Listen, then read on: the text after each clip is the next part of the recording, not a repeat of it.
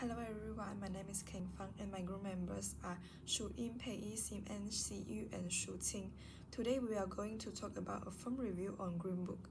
Now let's begin with the introduction. Greenbook is a 2018 film that shows intercultural communication between two very different men, Dr. Don Shirley, a black pianist, and Tony Vallelonga, a white Italian-American driver. The story takes place in 1916 America, a time when racism was still very common. Throughout their journey, we see key ideas like cultural stereotypes, identity and power, and differences in verbal and non-verbal communication. At first, they misunderstand each other and often clash. But over time, they start to talk more openly, listen with respect, and build trust. Their story shows how communication can break barriers and lead to real growth between people from different backgrounds. Hi, I'm Siman. So I'll be talking about the summary first for Greenbook. So Greenbook is based on a true story from 1960s. It's about Dr. Don Shirley, a black pianist, and Tony Lip, a white Italian-American man who works as his driver. They travel through the southern US, where racism is very, very strong. At first, they don't understand each other because Tony is very loud and a bit rude, and Dr. Shirley is calm but distant. But during the trip, they slowly start to understand each other. The film shows intercultural communication, not just through words, but also through actions, body language, and also shared experience. So non-verbal communication is my argument in this assignment. So in this film, many important moments happen without words. Non-verbal communication is like body posture, facial expressions, gestures, and also silence. They plays a big role in showing the cultural gap between Tony and Dr. Shirley. They don't just speak differently, they act differently. And sometimes these unspoken things may cause misunderstandings. So I'll be going to talk about Tony versus Dr. Shirley. We can see the differences clearly in the way they carry themselves. Tony is loud, often talks with his hands, and has a relaxed, casual posture. He comes from a working class background where showing emotion is very, very normal.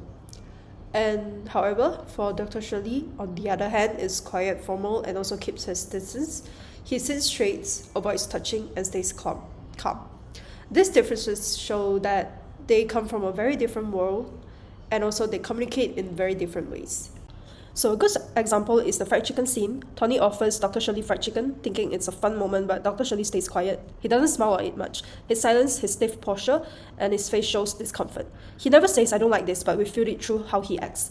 This shows us how powerful non-verbal communication can be. Sometimes silence speaks louder than words.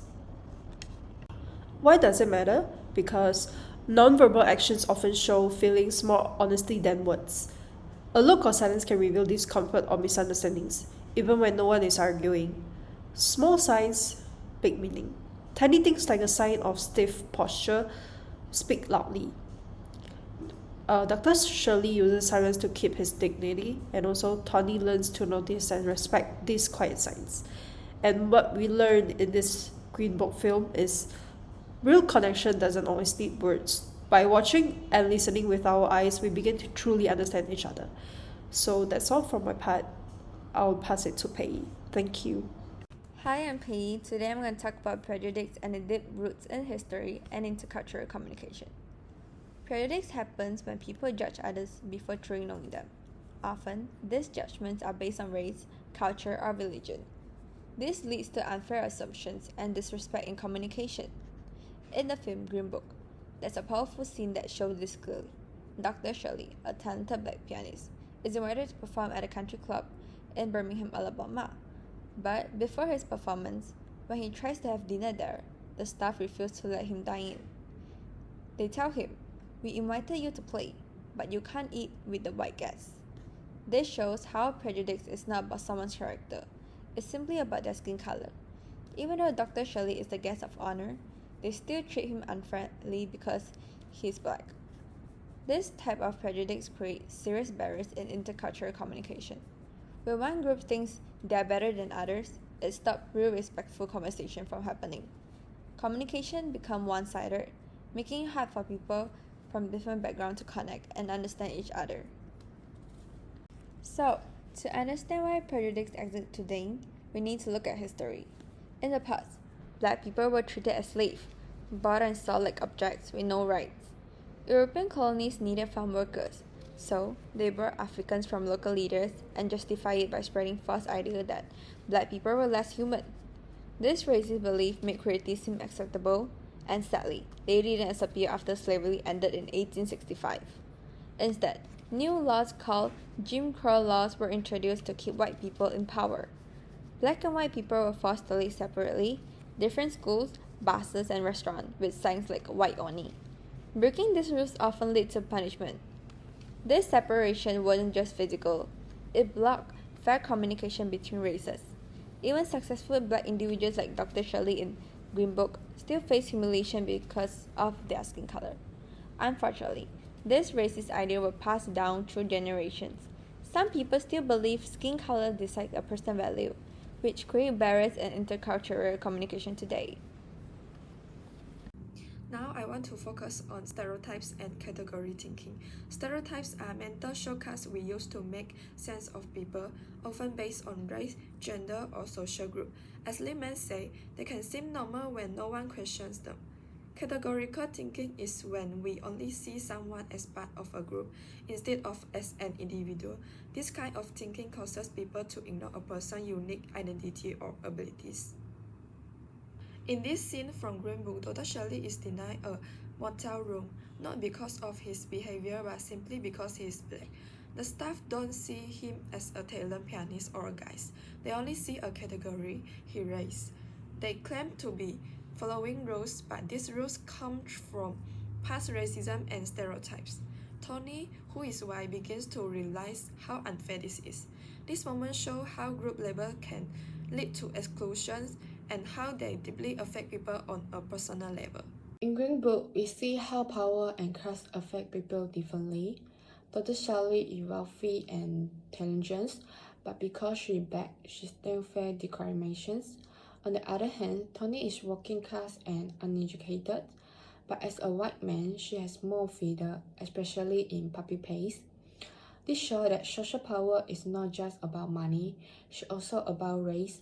But as they travel together, they learn to respect and support each other. The film reminds us that even today, invisible power gains may still exist, but understanding can help break them. The film also shows how cultural space can lead to empathy and transformation. In intercultural communication, space isn't just physical, it includes social and symbolic meanings shaped by power and culture. As Tony and Dr. Shirley travel together, both enter unfamiliar cultural spaces. Tony witnesses racism firsthand and gradually shifts from being a bystander to an ally. He defends Dr. Shirley and confronts his own biases. At the same time, Dr. Shirley, who is emotionally guarded, becomes more open. Their conversations shift from formal and distant to genuine and heartfelt. Like when Dr. Shirley tells Tony, "You never win with violence, you only win when you maintain your dignity." That moment is more than advice, it's a breakthrough in mutual understanding. Their journey transforms them both. It shows how intercultural communication, when rooted in empathy and respect, can break down prejudices and create real human connection. Thank you, Shu Qing. My name is Si Yu. Today I would like to talk about my arguments in cultural fusion and conflict. In the Greenbook, cultural conflict emerges between Dr. Shirley, a refined black pianist, and Tony, a blunt working class man. At first, they are misunderstanding each other. Dr. Shirley seems cold while Tony shows his casual racist and rude language to him. But through shared travel, humor, and some small moments like trying fried chicken or writing letters, they build trust through the situation. These actions show both are willing to learn and change for each other. The film doesn't erase their differences, but wish to show how empathy and respect help them to connect. In the end, their bond reflects true intercultural friendship built not by sameness, but by mutual understanding. So now we come to another part of the film review, which is theory. We decided to choose two theories to apply in the movie. The first one is identity negation theory. This theory is shown through how Dr. Shirley and Tony's relationships changes over time. Dr. Shirley is a well-educated black pianist who sees himself as calm, elegant, and careful. This is his way to earn respect and protect himself in a society which is full of racists. But Tony, a working-class white man, sees him through stereotypes. He thinks that all black people are the same and says Dr. Shirley is too white to be black. This shows the differences between how we see ourselves and how others see us, which is a key part of this theory. As they travel together, their communications help them understanding each other better and slowly change their mind. Moreover, Dr. Shirley lives in between two cultures. He is not fully accepted by black or white communities. He feels this conflict deeply, especially when he is praised on stage but treated badly off stage. This moment shows how identity is shaped by power and society. A turning point is when he joins Tony's family for Christmas. This shows a new way of seeing himself through friendship and real human connection and not labels. In the end, the movie teaches us that identity isn't fixed. It grows through emotion, experience, and honest connection. Real intercultural understanding means accepting differences and not trying to erase them. That's all for my part. Let's welcome Shu Qing to explain another theory. Now I'll be talking about how Greenbook reflects co-cultural communication theory, developed by Mark Orb in 1998. This theory explains how marginalized groups communicate in societies where power is unequal, especially when navigating dominant cultural spaces. In the film, Dr. Don Shirley, a black classical pianist, travels through the racially segregated South. Even though he is wealthy and highly educated, he is still discriminated against. He is denied access to restaurants, bathrooms, and hotels because of his race. To survive and be accepted, he uses an accommodation strategy. He adjusts his language and behavior to fit into white spaces, but without giving up of his identity. For example, when he's denied dinner after performing at the club, he doesn't protest. He stays calm and leaves. This kind of emotional control is a form of strategic communication that marginalized individuals often use to stay safe. Later in the film, he resists, refusing to play unless treated equally. This shows how co-cultural individuals can also challenge systems when they find support, like Tony's friendship. Meanwhile, Tony, as a white man, speaks freely, uses slang, and never have to self-censor, highlighting the communication privilege that dominant group members have. Greenbook is based on true story, but it tells the story mainly from the white driver Tony point of view. This makes the film easy to understand and more acceptable for general audiences. But because of that, it also shows some bias. For example, Dr. Shirley in a struggle with racism and identity are only touched on. At the same time, Tony's transformation is having impact side as if the story is more about his change. The kind of white savage theme is common in Hollywood and may reduce the fair objectivity in show real racial problem. On the other hand, as a commercial fan, Greenbook chose a light and humanized tone to tell a heavy story. This made it easy for people to accept, even though it realized some part of his story, but that doesn't mean it's useless. It helped us start a discussion on race, class, and power. In the end, the movie reminds us to think critical. I really seeing his story from the perspective of marginalized group.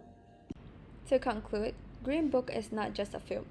It reflects real-life racism and cultural struggles, but presents these harsh realities in a softer way, so the message is easier for audience to accept. We cover how nonverbal communication, like silence, can express dignity in unfair situations. We also discuss how prejudice is rooted in history, and how stereotypes still affect relationships today. The film shows power distance and social class. Dr. Shirley is talented, but still faces racism.